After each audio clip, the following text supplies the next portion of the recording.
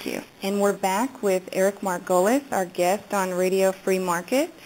I want to bring up a quote that Secretary of State Hillary Clinton has recently said. She just said, if we are left guessing at Iran's intentions, it is, quote, a recipe for the further destabilizing of this region in ways that would have long-term consequences. I think you do an amazing job of injecting the nuanced histories into all of your articles. And since Secretary Clinton has brought up unintended consequences, I think it's a great opportunity to look back at Iran's modern history, as you do in the article, Iran and the West, A History of Violence. Can you tell us what began the clash between the West and Iran, or the old Kingdom of Persia? Well, going back, you know, when I wrote my new book, American Raj, I tried to show that a lot of the problems the West is having now with the Muslim world, what we call terrorism, are actually part of a historical process that's been going on for 250 years, caused by Western domination of the Muslim world, which continues. You can't just take it out of context and say these processes began in 2001. It didn't. Well, Iran, look, the British invaded Iran early in World War II and overthrew the Iranian government. It was as egregious an aggression as the German attack against Poland, yet this has vanished from the history books. The British and the Russians jointly invaded Iran. Then in the early 1950s, a popular Iranian democratic government led by Mohammad Mossadegh, which wanted to nationalize British-controlled Iranian oil, was overthrown in a joint British-American plot, a coup d'etat, and this Popinjay Shah of Iran was put into power, supported by an extremely vicious secret police force known as Savak, which indulged in torture, massive arrests, and huge intimidation, a brutal regime. And Iran has never forgiven us for doing this. They've never forgiven the British. They've certainly never forgiven the Americans for having put the Shah in power. Never mind all the noisy Iranian exiles who live in California and dominate the U.S. media on the subject of Iran. I think the majority of people have great antipathy towards the Western powers who really despoiled Iran. They wanted its oil. After the Shah was overthrown in 1979 and an Islamic government came in, this was the first really representative Iranian government in a millennia. So it was popular, and the Iranian Revolution, and then American-led attempts, American and British attempts to overthrow the Iranian Revolution, as I said, by getting Saddam Hussein to attack Iran. Well, the Iranians lost between 500,000 and 1 million casualties in that war, in that U.S.-funded Iraqi invasion. We supplied them, well, our European allies supplied them with poison gas to use against Iranian troops, and all the weapons and the munitions and the money to finance the war. So, of course, there's great hostility in Iran. There's also great love of the West in Iran. It's a very sophisticated country with very intelligent people and you know, thousands-year-old culture. So it goes both ways. But what we've done, our siege that we've laid on Iran now to try and crush and overthrow its government, is, of course, generating great hatred for the United States. So originally, when Britain invaded, we set up the Shah Pahlavi, and he basically protected Britain's oil interests, and That's it was correct. just a British-run only thing, correct? That's right. And the people grew resentful of this, and that's why they elected Mossadegh? That's right. And then Mossadegh was overthrown by the British and Americans, and hence this lit the fuse for this whole confrontation that we're having today. But look, really, the bottom line is that Iran, as a revolutionary power, Iran is violating the status quo. It's violating the American Raj in the Middle East, and it's threatening to bring revolution to the Arab oil monarchies, and as I said earlier, to get them to use their monies for the greater benefit of the Muslim world, rather than to go into American banks and to buy American arms. So this represents a threat to America's imperial interests in the region. So tell us about Ahmadinejad. He's a child of the Iraq and Iran war. Is that correct? That is correct. Or a fighter, yeah. He was a special forces commander who led troops into long-range, deep penetration missions against Iraqi lines. And then he had quite a distinguished war record. He then became a mayor of Tehran.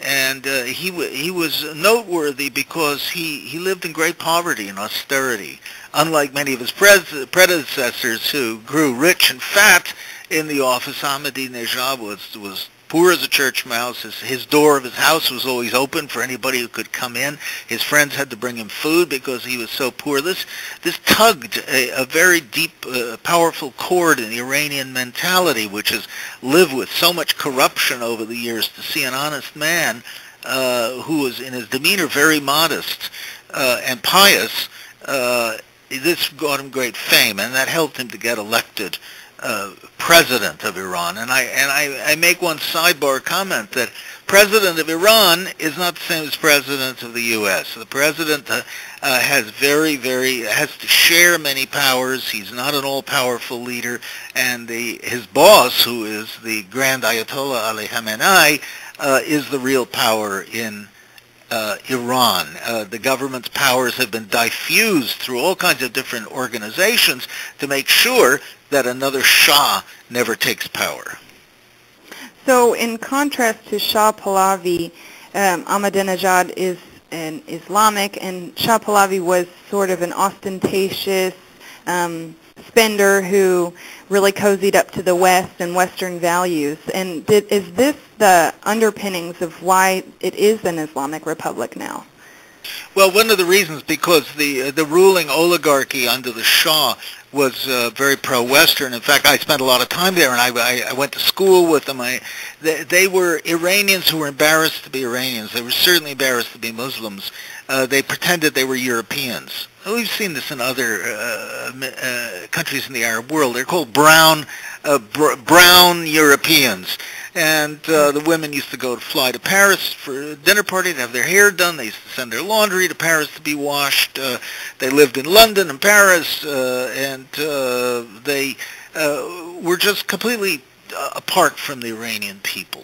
And they had contempt for Islam. They had contempt for the Iranian people, dirty, unwashed peasants. They were embarrassed. We've seen the same phenomena happen in Egypt as well. So when they were overthrown, there was no tears shed for these people who looted the country mercilessly and really treated their fellow Iranians with contempt. And Iran was sort of impoverished at the time while they got to watch their rulers live in the absolute luxury. That's correct. The Shah built these huge palaces. He had this huge ostentatious birthday party where he was styling himself as King of Kings and the Peacock Emperor. And of course, his main job was being America's policeman in the Gulf. And to this end, he bought huge amounts of American arms. So he became our local gendarme in the area. Remember, we'd keep, we had the Turks there to the north, and then we had Iran, who was our local enforcer in the region, and also kept the watch on the Russians. So he was a very useful American ally, but not for the Iranian people. Right. And he ensured that the contracts that they signed with U.S. and British oil companies were quite favorable to the West. That's correct. Like sweetheart contracts, like all the contracts that are in Arabia now, and as we are seeing in Iraq, as just by coincidence after the overthrow of Saddam Hussein, all the big American oil companies are now back in business in Iraq. Saddam had thrown them out and said we're going to take all their money and devote it to the well-being of Iraq. And these contracts are very one-sided, would certainly never be upheld by a democratic or popular government. I see. So tell us about Ayatollah Khomeini, the original, I guess, the one who led the revolution of 1979. Well, the Ayatollah was a religious figure, and Iran is a very unique country because in the Shia religious culture, which is quite different from the Sunni religious culture of the rest of the Arab world, the Iranians are not Arabs, they're Persians, as we know. The Ayatollah, the grand Ayatollahs, had a great political authority, so secular as temporal authority as well as spiritual. And the Ayatollah emerged just at the right time, 1978, 79, as the spokesman for the Iranian clergy, for the Iranian Revolution, and all the anti-Shah forces coalesced around him, except for the Iranian Marxists, who were also very anti-Shah. But the rest of the Shia Iranians coalesced behind this very powerful figure, and he was living in exile in France because the French were smart enough to see what was coming and wanted to make sure they kept their hand in events in Iran. And he went back to Iran. In fact, his foreign minister was a college mate of mine who was later shot for trying to overthrow Khomeini. So I was very close to those events, but he emerged as a very dramatic figure who was adored by most of the Iranians, not all of them. The Marxists tried to overthrow him and kill him. These Marxists, the Iranian Marxists, by the way, have now transmuted into the People's Mujahideen, or the Mujahideen-i-Khalq, who have an office in Washington and are now being funded by the U.S. So, but he was a great revolutionary figure, and he captured the zeitgeist of that moment where the Iranians were rising up against foreign oppression, exploitations, and against the ruthless cruelty of the Savak intelligence agency, which was pretty much guided and advised by the U.S. and Israel. And Iranians were angry at the Shah's alliance with Israel. It was a national humiliation and anger. So all these things coalesced just at the right moment, and out emerged this revolutionary figure who looked to us like someone out of the Middle Ages, but to Iranians he incarnated the development of Iranian freedom.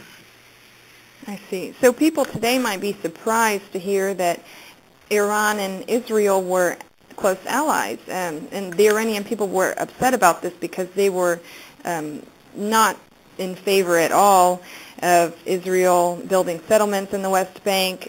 They were much more in favor of Palestine having their own territory.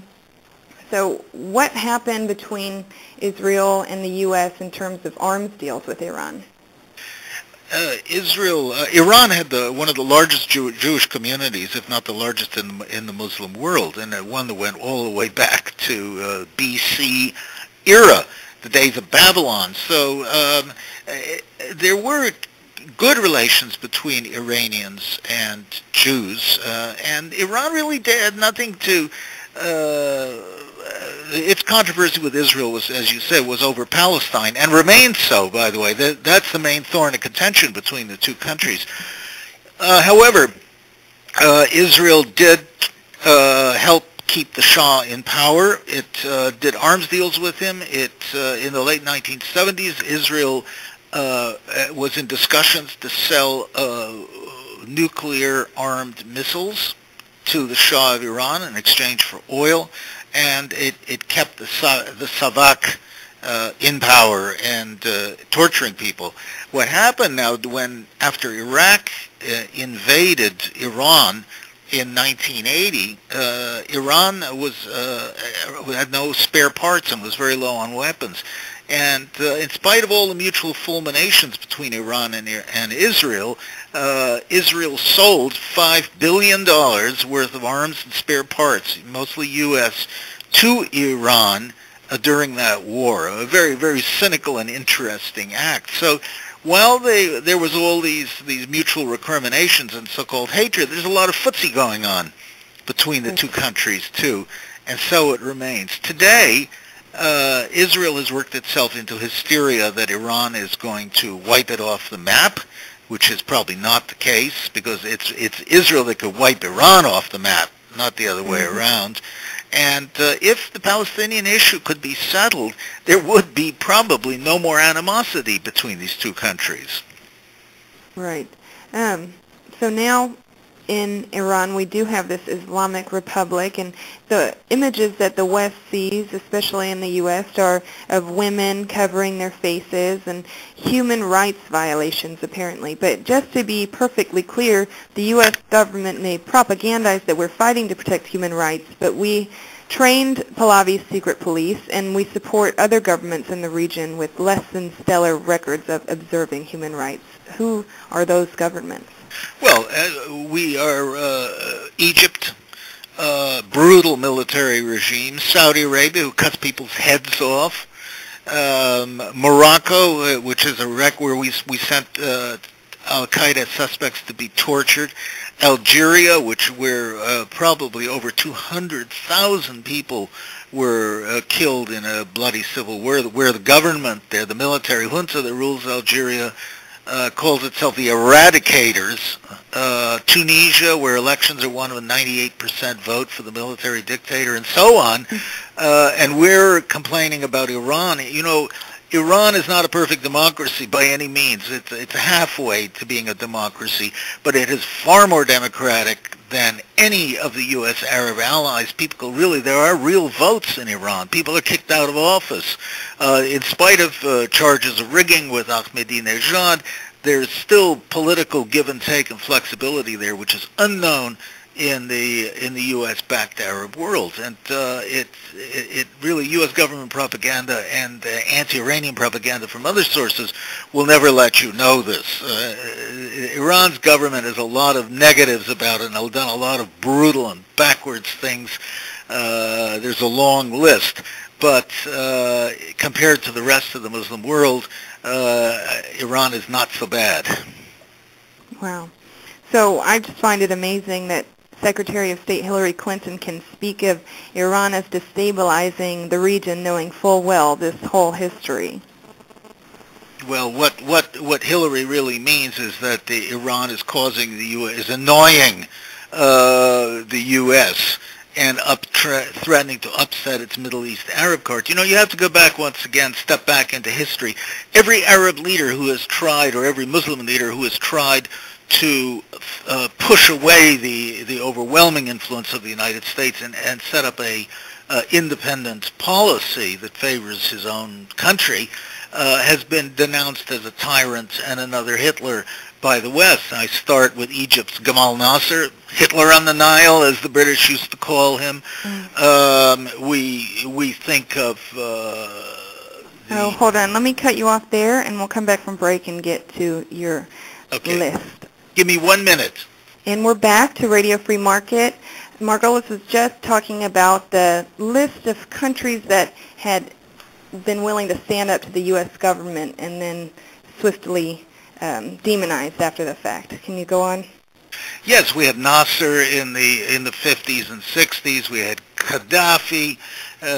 We had Arafat, who were all denounced as monsters and supervillains. Then along came Khomeini in Iran, the Hitler of Iran, and then came former ally Saddam Hussein, the Hitler, the beast of Baghdad, and so on down the line. And now it's Ahmadinejad in Iran. So we have this steady progression over the last 50, 60 years of anybody who stands up to the West in that region becomes the object of huge propaganda attack by our very, very effective Western propaganda organs and the media, and is blasted as a new Hitler. Right, and all those leaders that are currently our friends stand the risk of being a future enemy? Well, if they don't behave, Henry Kissinger once had a great line. He said, the only thing more dangerous than being America's enemy is being its ally, because so many of them have ended up with unhappy histories, and we've just cut them loose and thrown them to the wolves. We certainly have have done a good job of demonizing the enemy. Step number 2 in the propaganda campaign to go to war. Patriotic citizens have the policy, don't ask, don't think, don't criticize, and I'd probably say the same thing about mainstream media. Well, as George Orwell said, he said, at a time of mass deception, which we have now in the media, telling the truth becomes a treasonous act. And look what's going on right now with WikiLeaks, where it's people who did the job that the U.S. media should have done and didn't do Right. are now being accused of treason. Exactly. So I just want to go to one final point. Osama bin Laden's fatwa that initiated his al-Qaeda movement, as you've written in War at the Top of the World, is against U.S. imperialism and Zionism. Why do you think our government is willing to leverage our safety for Israel and oil? Well, because we're committed to oil. We won World War II because of our control of oil, and nobody is ever going to forget that. It's part of our religious doctrine, a genetic material now. Oil is king. And secondly, Israel has built up a tremendous, unassailable support structure in the United States, and it is very powerful. In part, Israel's partisans have come to dominate American Middle East policy. Just look at President Obama's craven, embarrassing cave-in to the Israelis on the settlement issue and saying, no, sorry, we can't stop them from building settlements after the U.S. is paying for them. Mm-hmm. So it just shows that Israel has become dominant in Washington, and I think its power will continue. Right. You'd think that we'd have some more leverage, considering we are paying for their whole government to be propped up generally. Well, yes, but as the brilliant Israeli writer Uri Avneri once quipped, he said, if Israel ordered Congress to repeal the Ten Commandments, it would. Wow.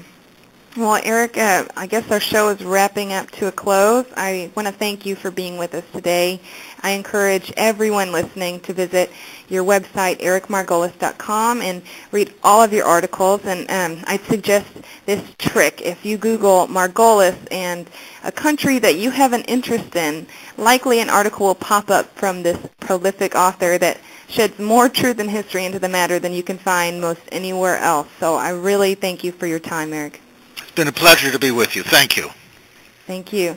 All right, signing off, this is Zoe Russell with Radio Free Market. Please visit us on the web at radiofreemarket.com, where you can subscribe to our show on iTunes or download this and all of our archives for free. Until next week, wherever you are, please stand up for freedom. Thank you for listening.